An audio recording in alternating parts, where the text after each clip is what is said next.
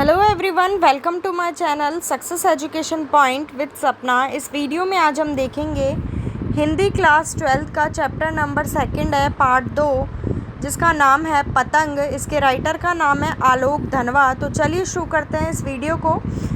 कोई भी प्रॉब्लम हो कमेंट सेक्शन में कमेंट करके आप मुझसे पूछ सकते हैं, या फिर कोई वीडियो आपको मेरे चैनल पे देखनी हो तो भी आप कमेंट करके मुझे बता सकते हैं। चैनल को सब्सक्राइब करके बेल आइकन को ज़रूर प्रेस करें, जिससे आने वाली नेक्स्ट वीडियो की नोटिफिकेशन आप तक तुरंत पहुंच सके। वीडियो को लाइक ज़रूर करें। सबसे पहला प्रश्न है, सबसे तेज़ बौछारें गईं भादो गया के बाद प्रकृति में जो परिवर्तन कवि ने दिखाया है उसका वर्णन अपने शब्दों में करें।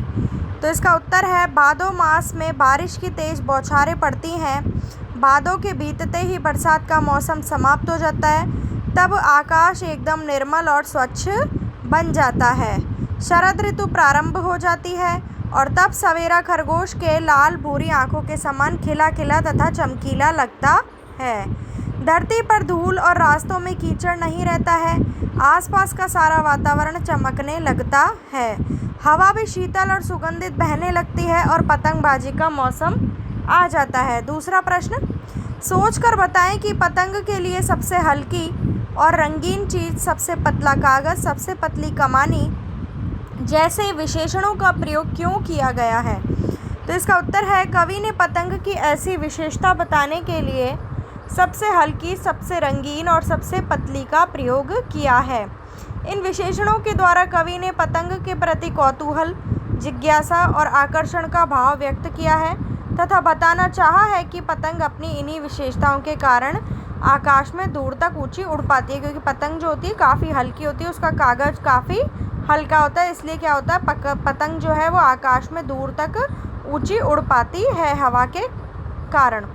तीसरा प्रश्न है, बिंब स्पष्ट करें।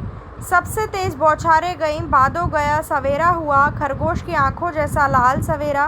शरद आया फूलों को पार करते हुए, अपनी नई चमकीली साइकिल तेज चलाते हुए, घंटी बजाते हुए, ज़ोर ज़ोर से चमकीले इशारों से बुलाते हुए और आकाश को इतना मुलायम बनाते हुए कि पतंग ऊपर उड़ सके।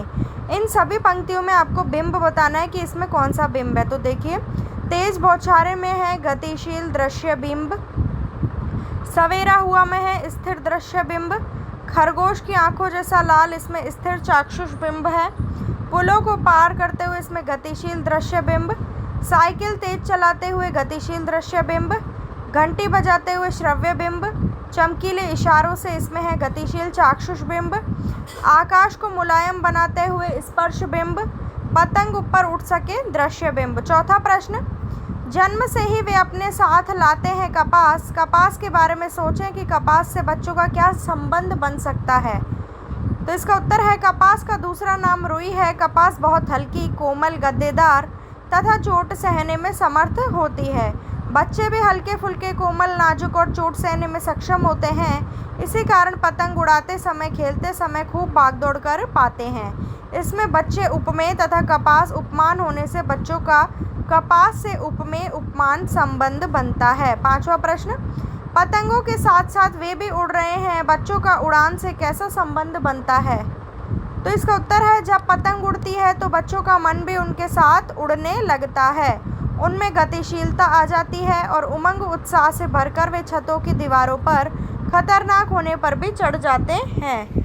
उनके शरीर में पतंगों के समान हल्कापन आ जाता है। इसी कारण कहा गया है कि पतंगों के साथ बच्चे भी उड़ते हैं। कहने का तात्पर्य यह है कि जब भी बच्चे पतंग उड़ाते हैं तो उनको कुछ भी होश नहीं रहता, वो बस पतंग उड़ाने में ही मस्त हो जाते हैं। अगला प्रश्न, निम्नलिखित पंक्तियों को पढ़कर प्रश्नों का उत्तर दीजिए। पहला है, छतों को भी नरम बनाते हुए, दिशाओं को मृदंग की तरह बजाते हुए। अगर वे कभी गिरते हैं छतों के खतरनाक किनारों से और बच जाते हैं, तब तो और भी निडर होकर सुनहले सूरज के सामने आते हैं। इसमें 3 प्रश्न पूछे गए हैं।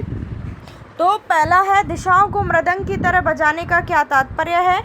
बच्चे पतंग उड़ाते हुए जब छतों पर उछल कूद करते हैं, दीवारों से छतों पर कूदते हैं, तो उनके पदचापों से लगातार जो मनोरम ध्वनि निकलती है, उससे ऐसा प्रतीत होता है कि बच्चे आसपास सब और मृदंग बजा रहे हैं। दूसरा प्रश्न, जब पतंग सामने हो तो छतों पर दौड़ते हुए क्या आपको छत कठोर लगती है।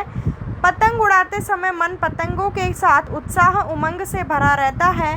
इस कारण उस समय छतों पर दौड़ने पर भी उसकी कठोरता का आभास नहीं होता है। मन पतंग के साथ उड़ता रहता है, इस कारण उन्हें छत कठोर नहीं लगती। तीसरा प्रश्न, खतरनाक परिस्थितियों का सामना करने के बाद आप दुनिया की चुनौतियों के सामने स्वयं को कैसा महसूस करते हैं? तो इसका उत्तर है, खतरनाक परिस्थितियों का सामना करने के बाद हम और अधिक निडर हो जाते हैं। तब हम चुनौतियों को छोटी मानकर आत्मबल का परिचय देते हैं तथा साहसी व तेजस्वी होने का अनुभव करते हैं, क्योंकि हमारे अंदर जो है परिस्थितियों से लड़ने की क्षमता आ जाती है, इसलिए जो है निडर होकर उनका सामना करते हैं।